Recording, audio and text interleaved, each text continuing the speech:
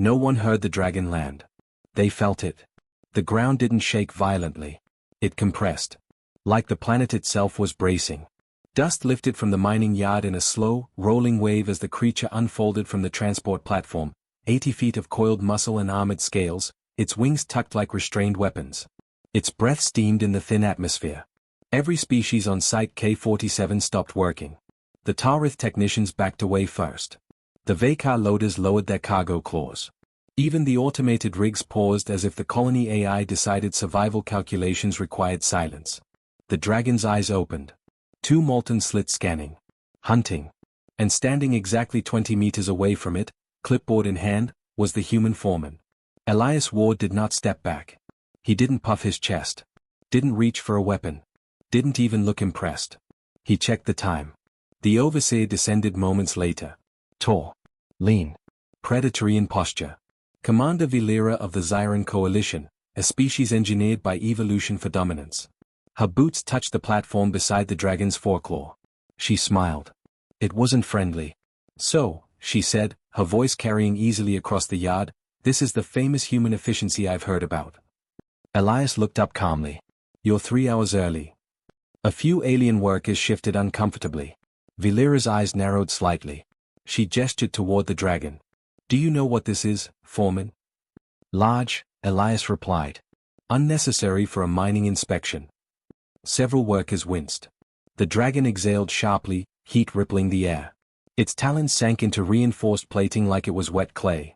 Vilera began circling slowly. This, she said, resting a hand against the creature's scaled foreleg, is a Vakesh apex predator. Bonded only to my genetic line.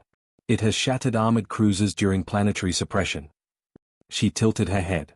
And your species sends, you. A ripple of restrained amusement moved through some of the off-world staff. Humans were useful. Persistent. Creative. But physically unimpressive compared to most coalition enforcers. Vilera stopped directly in front of him. I've reviewed your personnel file, she continued. No augmentations. No combat modifications. Standard Earth gravity origin. Her smile sharpened. Soft-boned. A low murmur spread. The dragon lowered its massive head slowly until its breath rolled over Elias like furnace wind. Its pupils narrowed, studying him. Testing him. One snap of those jaws could remove him from existence. Elias didn't move. Didn't flinch. Didn't look up at the teeth inches from his face. He simply checked something on his datapad and said calmly, "You're blocking the primary cargo lane." The yard went dead silent. Vilera blinked. The dragon's growl deepened, not explosive, but curious. Confused. No fear sent. No trembling. No instinctive submission. Elias finally looked up, meeting the predator's eyes directly. For a moment, just a moment, something unreadable passed between them. The dragon did not snap. It did not roar. It did not assert dominance. Instead, it lowered its head a fraction closer. Not to attack. To examine. And for the first time since landing, the overseer stopped smiling. The collapse warning didn't sound like an explosion. It sounded like a sigh. A deep, grinding exhale from somewhere beneath the mining platform. Elias felt it through his boots before the alarms triggered. A vibration. Subtle. Wrong. He didn't look at the dragon. Didn't look at Overseer Vilera. He looked at Shaft 3. Cut all load transfers, he said calmly into his comm. Too late.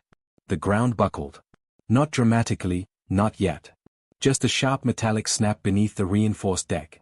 One of the grave support pylons sheared under pressure from below, destabilized by a stress fracture the scanners hadn't flagged. The first cargo loader tilted. Workers shouted. Then the alarms began. Red strobes ignited across the yard as a section of reinforced plating dropped half a meter with a thunderous crash. A ripple effect followed, not catastrophic, but escalating. Evacuate. Vilera commanded instantly, her voice slicing through the chaos. Clear the platform. The Vakesh dragon reacted on instinct. Its wings spread wide. A mistake. The sudden shift in mass threw off the already compromised balance of the deck. The massive predator pivoted to leap clear. And one of its hind claws punched through weakened plating. The platform collapsed beneath it. Metal screamed. The dragon roared, a sound so powerful it rattled distant drilling rigs. A multi-ton cargo loader skidded sideways and flipped, slamming down across the creature's partially extended wing with a brutal metallic impact. The ground settled. Dust filled the air. Silence lasted exactly 1 second. Then the dragon thrashed. The entire platform shook as 80 feet of apex predator fought pain and confinement. Its trapped wing twitched violently beneath the loader's crushed chassis. Sparks sprayed from torn cables. Hydraulic lines ruptured. Workers fled in every direction. Valeera's expression shifted, not fear. Shock. Hold still, she barked in her native tongue, stepping toward the dragon. The creature did not obey. Pain drowned training. Its tail slammed into a crane tower, bending it nearly in half. One more thrash and the weakened platform would give way entirely, sending the dragon and half the yard into the exposed mining shaft below. Get back, someone shouted. Valeera tried to reach the wing, but heat from the dragon's scales flared violently in distress. She was forced back by a burst of furnace-hot breath. The loader pinning the wing was industrial-grade reinforced alloy. 80 metric tons. No mech units were nearby. No heavy lifters deployed. The dragon roared again, louder, angrier. If it panicked fully, it would tear the yard apart. Through dust and flashing red light, one figure walked forward. Not running. Walking. Elias. Foreman, one of the Tarith engineers yelled. Stay back. He ignored it. His gaze assessed quickly. Loader mass. Structural integrity. Wing position. Remaining support pylons. The dragon's eye snapped toward him. Rage. Pain. Instinct. He stopped exactly beside the overturned loader. Calm. He removed his gloves slowly, flexing his fingers once as if preparing for a routine equipment check. Valeera stared at him in disbelief. What are you doing? She demanded. Elias didn't answer her. He looked at the dragon. Held its gaze. Spoke quietly. Easy. The word wasn't loud. It wasn't commanding. But it wasn't afraid either. The dragon's growl lowered a fraction. Just enough. Elias bent slightly, placing both hands under the twisted edge of the cargo loader. Valeera stepped forward sharply. You'll be crushed. He braced his boots against fractured plating. Adjusted his stance. And did not call for machinery. The alarm screamed overhead. Dust swirled. The dragon's massive chest rose and fell in ragged bursts. Elias inhaled once. Slowly. Then tightened his grip. The metal groaned. And for the first time since the collapse, the entire yard stopped moving. The metal did not move at first. It resisted. 80 metric tons of reinforced alloy. Hydraulic cores. Dense mining chassis. Designed to survive asteroid impacts.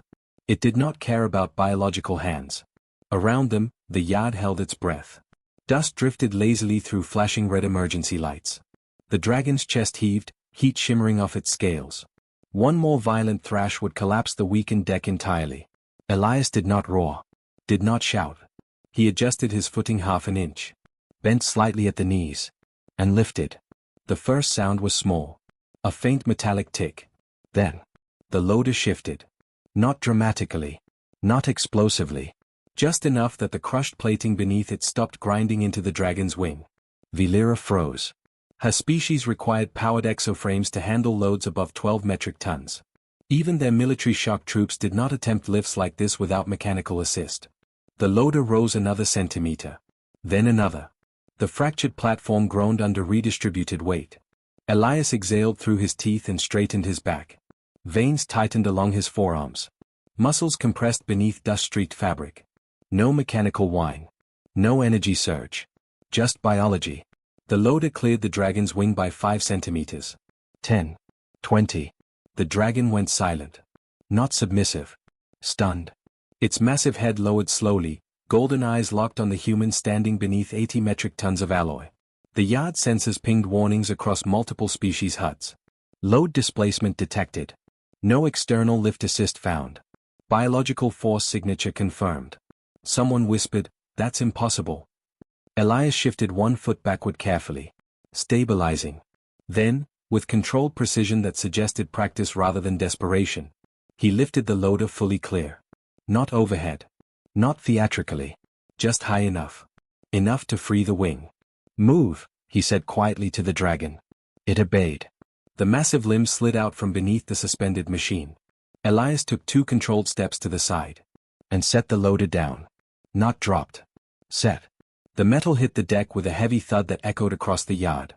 Silence followed. No alarms. No roars. No cheering. Just stillness. Elias flexed his fingers once, rolling his shoulders as if he had just shifted a stubborn crate.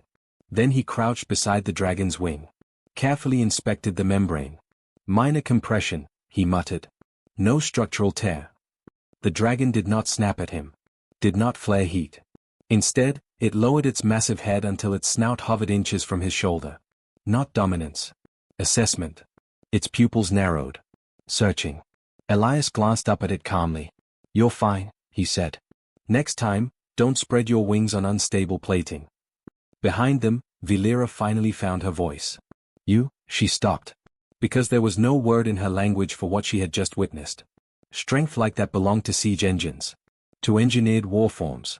Not to a labor-class biological. Her gaze shifted to the yard's data feed hovering in her retinal overlay. Confirmed mass, 79.8 metric tons. No grave distortion. No concealed field emitters. Pure kinetic output. The dragon's head lowered another fraction. Then, in full view of the multi-species workforce, the apex predator dipped its head slightly toward the human. Acknowledgement. Not submission. Recognition. A murmur rippled outward like a shockwave. If this was their foreman, what were their soldiers? Elias stood and pulled his gloves back on. He looked at the fractured platform. Then at Vilera. "You'll want to retract your transport," he said evenly. "The remaining pylons won't hold another mass shift." No arrogance. No smile. No victory. Just logistics. And for the first time since she had stepped off her ship, Vilera did not laugh. The footage spread before the dust settled. Mining drones had captured everything. Multi-angle. Thermal overlay. Structural stress analysis. Biometric readings. By the time the platform was stabilized and repairs began, the clip had already been forwarded to 3 coalition sectors. Vilera watched it alone in her quarters. Again. And again. And again. She slowed the frame where Elias first applied force. No energy spike. No gravitational distortion. No mechanical interference. Just muscle fiber contraction. She overlaid the loader's mass index. 79.8 metric tons. Her species required powered siege frames to handle half that weight under combat stress. She zoomed into the dragon's eye in the moment it went silent. It wasn't fear. It was calculation. Recognition of something that did not fit expected hierarchy. Vilera opened a restricted file. Human physiological origin, Earth. She had skimmed it before. Now she read it carefully. Earth gravity, 1G baseline. But that was only surface measure. She dug deeper. Planetary mass fluctuations. Variable terrain stress. Predator-dense evolutionary environment. Early human skeletal density records. Muscle fiber compression ratios. Emergency adrenal amplification potential. Her eyes narrowed. Humans did not evolve for elegance. They evolved under pressure. Constant pressure. Their homeworld did not tolerate fragility. They carried that with them. She opened another feed, mining logs from the past 6 months. Elias Ward. No augmentations. No performance enhancers. Routine tasks flagged by automated systems as mechanical assist recommended. He had overridden them. Manually. Repeatedly. Load shifts others assigned to lifters. Structural adjustments completed without exoframes. She leaned back slowly. Her initial assessment had not been incorrect. Humans looked physically unimposing compared to coalition apex species. They lacked claws. Fangs. Natural armor. They did not display dominance behavior by instinct. But the data told a different story. They were dense. Efficient. Built for sustained output under environmental stress. And most dangerously, they did not advertise it. A chime interrupted her review. External yard camera. She switched feeds. The dragon stood near the edge of the mining platform, wing fully stabilized. Medical drones hovered nearby, but it ignored them. Its attention was fixed elsewhere. On Elias. He was recalibrating a support strut, focused entirely on structural integrity. Not on the predator watching him. The dragon took one slow step forward. Vilera stiffened. It stopped behind him. Close enough that one bite could end him. Instead, it lowered its head again. Not as deeply as before. But enough. Elias glanced over his shoulder briefly. "Perimeter's stable," he said calmly. "You're clear." The dragon exhaled, heat rolling harmlessly across the platform. Then it turned away. Obedient. Not to command, but to trust. Valera felt something unfamiliar tighten in her chest. Not fear. Recalibration. Her species valued visible power. Displayed dominance. Clear hierarchy. Humans? Did not compete for dominance unless required. They endured. They built. They absorbed insult without reaction. Until action became necessary. And when it did, they acted decisively. She replayed her own words from earlier that day. Soft-boned. A faint flicker of embarrassment crossed her expression. She had mistaken restraint for weakness. She exited her quarters and walked toward the yard. Workers parted instinctively as she approached. Elias looked up when her shadow crossed the deck. Yes? No tension. No gloating. She studied him for a long moment. You did not respond, she said carefully, when I questioned your species. He returned to tightening the bolt before answering. We're here to mine ore, he said. Not argue biology. She narrowed her eyes slightly. You lifted a war-class load without mechanical assistance. He shrugged once. It needed lifting. That was it. No speech. No threat. No assertion of superiority. Just function. Valera understood something then that the wider galaxy had not yet processed. If this was their labor class, if this was their restraint, then humanity's danger was not in their strength. It was in the fact that they did not feel the need to prove it. Behind her, the dragon settled quietly on reinforced plating. Not watching the yard. Watching the human. And for the first time since arriving, Valera did not see a soft species. She saw compressed force. Contained. Measured. And entirely voluntary. The footage reached the Council within 43 standard hours. By 72, it had been verified, analyzed, and replayed over 12,000 times across secured military channels. Frame by frame. Thermal overlays. Mass distribution modeling. Biomechanical simulations. Every conclusion returned the same result. No exosuit. No grave assistance. No concealed tech. Pure biological output. In the Grand Assembly Chamber, silence replaced the usual lead murmur of interspecies debate. A holographic projection hovered above the central dais. Elias Ward. Dust-covered. Calm. Lifting 80 metric tons like it was a structural inconvenience. The dragon lowering its head. Again. And again. A Vakar strategist spoke first.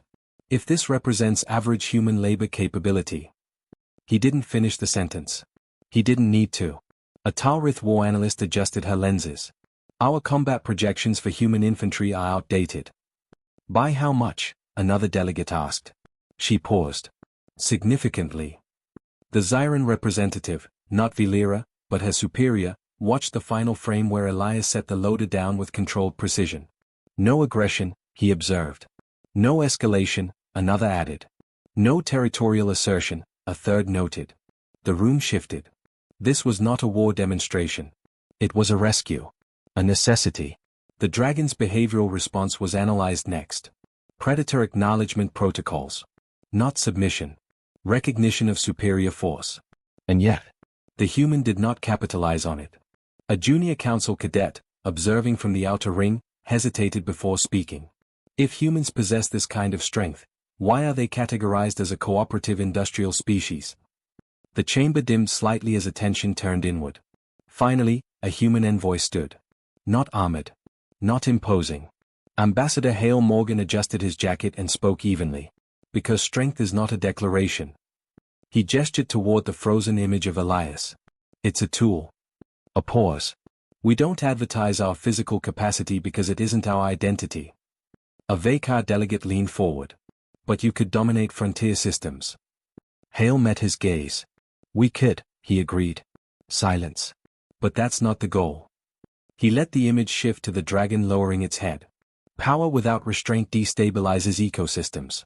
We learned that lesson on our own world. He folded his hands calmly. So we build. We cooperate. We endure the occasional insult. A faint ripple of discomfort passed through several delegates. And when necessary, someone asked quietly. Hale's voice did not change. When something needs lifting, he said, we lift it. No threat. No warning. Just fact. Back on mining site K-47, operations had resumed fully. Reinforced pylons replaced the fractured ones. Cargo lanes restructured. Efficiency up 3%. Valera stood at the edge of the platform beside her dragon. Workers moved confidently now. Not tense. Not fearful. Elias walked the perimeter with a datapad tucked under his arm. The dragon watched him pass. Then dipped its head once, subtle. Intentional. He gave it a small nod in return. Professional courtesy. Nothing more. Valera spoke without looking at him. I misjudged your species. He stopped, considering the words. It happens, he said. She studied him briefly. You could have humiliated me. He resumed walking. That wouldn't have fixed the platform. She almost smiled. Almost. Across the galaxy, classification updates began rolling through databases. Humanity, industrial cooperative species. Subdesignation added. High-gravity adaptive biology. Understated physical tier, reassess. But no military alarm was issued. No defensive coalitions formed. Because the final conclusion was unanimous. Humans did not display strength to intimidate. They displayed it when something needed saving. And that was far more unsettling.